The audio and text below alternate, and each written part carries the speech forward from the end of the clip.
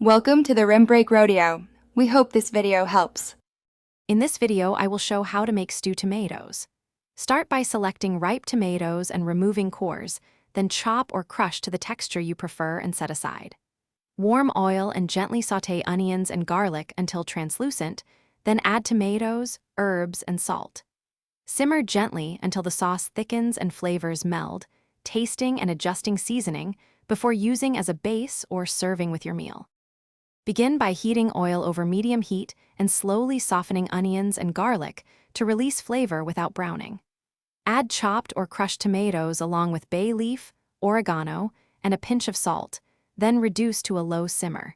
Keep the pot partially covered and stir occasionally to prevent sticking and encourage even reduction. Taste as it cooks and add a touch of sugar or acidity if the tomatoes taste flat. As the stew tomatoes near readiness, check seasoning and texture for the final balance you want.